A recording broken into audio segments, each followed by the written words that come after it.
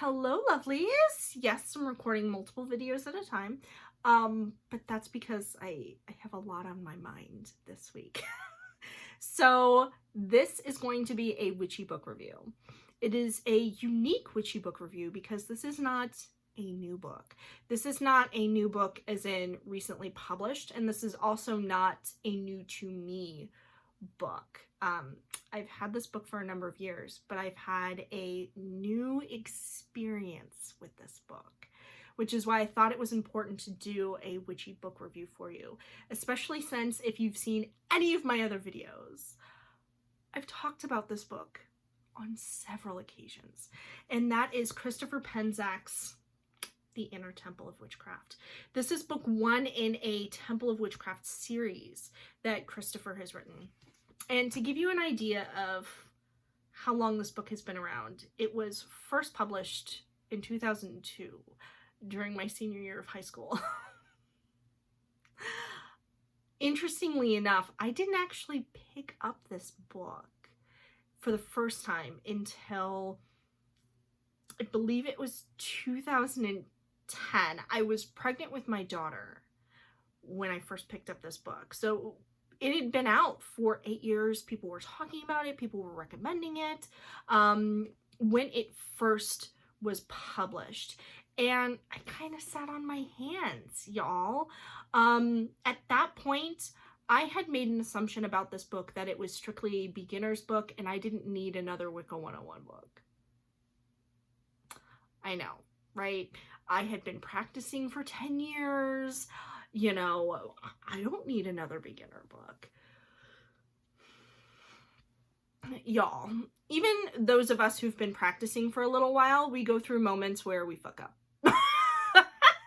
This is me admitting I fucked up. So what I would consider the Inner Temple of Witchcraft to be is a foundational book. This is a book to get when you're looking for really something that will help you, like I said, lay a foundation in your practice, something that you can build off of. And that's really what the whole Temple of Witchcraft series was about. And so, like I said, I purchased the book in 2010 and it was the Kindle version. And it was on the very earliest editions of Kindle you could get, you know, the black and white. Really, you only read books on it. That's what it was for. And I was like, oh, well, you know, I like Christopher's writing. I had purchased The Witch's Shield from him, Instant Magic, a number of books actually. And so this was kind of a unique situation where one of his most widely talked about books, I just never picked up until that moment when I said, you know what, let me just get this and read it. And I was like, yeah. Why did I wait so long? And what's interesting is this book is broken up into workable chapters. So this isn't just a book that you read all the way through and you stick on your shelf and you're done. This book was designed to be used, okay? And what did I do? Here's the second fuck up. I read through the book. There were a couple exercises that I did. And then I would go back and, you know, reference certain things over the years.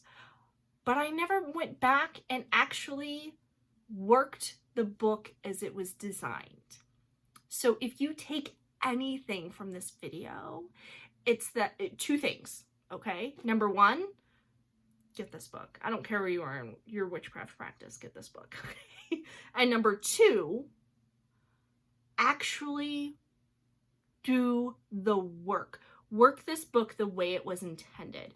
And what I mean by that is each chapter in this book is a lesson. And he actually labels them that way. So, for instance, chapter 7, lesson 3, okay? Super important to actually take this book. It's designed to be used over the course of a year. You can take longer with it, you can take shorter with it, but the reason why I'm talking about this now is because this past year, I've actually read and worked with the book as it was designed. And can I tell you, the experience I've had the past year versus me reading through it on the fly in 2010, night and day.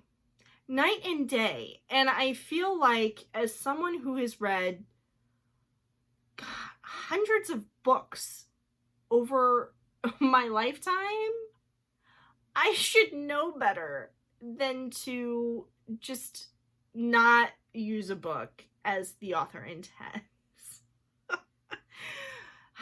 I mean, I understand if certain folks can't read and process information that way. That's absolutely okay. I'm not, trying to say that there's, you should only use a book the way that the author intends you to use it.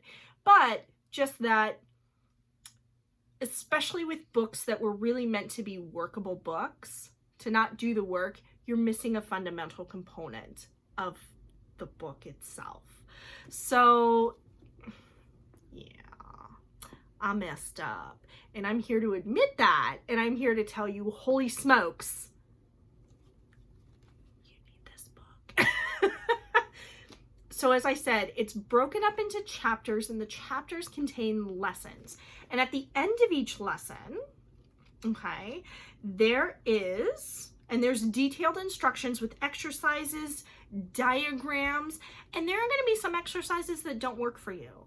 Try them anyway. Try them anyway. What have you got to lose? So you try it a couple times, you don't like it, it doesn't work. Now you know what things work for you and which ones don't. Like, it's still valuable information.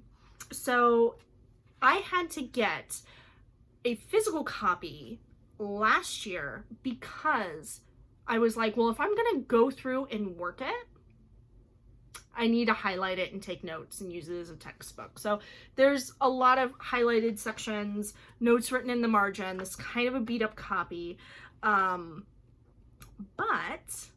that's how I am. At the end of the chapters, you have assignments, okay? You have new assignments, okay? You have continuing assignments, so assignments that you're supposed to be, building off of, because each lesson does build off of each other. And then you have tips and tricks down at the bottom as well. And those conclude each of the chapters. So you're working this like a class. And when you actually put in the work and you do the assignments, because I know the name, like, assignment, if you're like I was in 2010, if you're that way now, where you look at the name assignment and you're like, fuck, I left school, I don't want to be doing assignments. I get you. Try and get past the name. These are exercises. These are pieces of a magical practice that you're building through doing the work in this book. Okay? Think of it in that term, right? Not necessarily needing to hold on to the weight of the word assignment or homework even, but that these are tasks for you to work on. And it's easy if you break the lessons down to one a month, which is exactly what I'm doing in, working this book through the Temple of Witchcraft, which one, course, essentially. And then journal about it. That's a huge component to this work, is actually writing down your experiences with the exercises, how they made you feel, what happened, and going back and reviewing those months later when you've been practicing those exercises for several months and seeing the changes from when you first learned about them to, now they're solid for you, almost second nature, if you are doing the exercises, Like I said, you can absolutely buy this book and just read it, process the information and go, okay, great, and then move on with your life. I did that. I'm kicking myself that I didn't do it this way when I first got the book in 2010. You know, I've had this book for 10 years. And the way that I read it back then versus how I've worked with it, notice the difference, read versus worked. The way that I've worked with it now, you guys, the past year has been a transformation. It's been a transformation in that sometimes, you know, when we've had a practice for so long and we've done things a certain way for so long, we can get into this habit of, well, this is just what works for me. And when we have to go back to foundational exercises, not necessarily beginner exercises, but like I said, foundational exercises that you can build off of and work with those building blocks. And sometimes it's harder than when you first started out on this journey and, you know, you work with the foundation, you know, foundational blocks in the beginning. You know, I had a practice that was kind of set in stone. When I started this process, I had been practicing witchcraft for 20 years. It's my 21st year being a witch. And from the start of that year to now, there were a lot of things I had to unlearn about my practice. There were a lot of things that I learned about myself. What's amazing about witchcraft is that when you're open to learning and you stay open to learning, there's so much room to grow. You know, it's easy to get stuck in this is the way I'm doing it because that's the way it's always been done. Or that's the way I've always done it. When you stay open to those changes and you have a book like the Inner Temple of Witchcraft to support you, this is the easiest way. Well, not the easiest, because it's not easy. It is and it isn't. This is the best way that I know how to get out of a magical rut and to revitalize my practice, is to go through a book like this one, do the exercises, do the work, go in with open eyes, like I'm a brand new witch, like I'm a seeker, I'm going in for the first time, forgetting all of the baggage that I'm carrying with me from the last several years of my practice. And you just feel this sense of renewal, or at least I do. So if I have any tip for you, it's that. It's when you find a book like this that's a gem for yourself, that is a foundational text, do the work. Don't give up. It's gonna get hard, but it's so worth it. It's so worth it. These lessons, like I said, build off of each other. The exercises, the assignments build off of each other. So it's really important to stick with those, to do them, and work it as you would going through really a first year, what have we historically called those? You know, your year and a day. Do you remember that? Every single Wicca 101 book from the 90s talked about, especially solitary practice, crafting and building your year and a day, your first year and a day, where you would study witchcraft and go through an entire year. Here's your year and a day book in a nutshell, okay? This book doesn't talk about Sabbats. It doesn't even really dive into Wicca. This is a foundational build, a witchcraft, sustainable witchcraft practice without all of the crazy bells and whistles. I'm going to let you in on a secret. There's not even any spell work in here. Yeah. But it's fucking magical. This is all inner work. So that by the time you've completed this book, you're not the person you were when you started.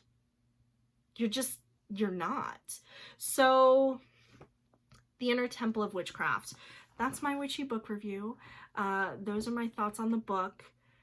And I just bought, because back in 2010, I bought the ebook version, the Kindle version of the Inner Temple, the second book, which is the Outer Temple, and the third book, which is the Shamanic Temple of Witchcraft.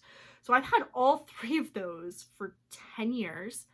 Like I said, I just bought this paper, you know, the hard copy, to give you an idea. So this is still first edition, you know, nothing's changed in the edition since 2002. The information is still freaking relevant. It's still important. It's still great. This is the 17th printing from 2019. How badass is that? And I just ordered the Outer Temple, the second book last month. And I'm going to do the same thing. I may or may not do it in the context of actually signing up for Witchcraft 2 at the Temple. If I do it on my own, like I'm still dedicated to actually working that book the way that I did with this one, with or without being a part of the Temple. I hope it's, you know, being a part of the Temple, but we'll see. I'll keep you guys posted. Get the book. And if you have the book and you didn't work it the way it was designed, I highly recommend pulling that off your shelf and actually giving it a go. It's worth it. Trust me, it's worth it. All right, loves. If you have any experiences you want to share with this book, please leave them in the comments below. How you liked it, how it worked out for you, what your thoughts were. Always interested to hear what you guys think. I hope you're having an amazing day wherever you are, and I hope to see you in the next video. Until then, blessed be.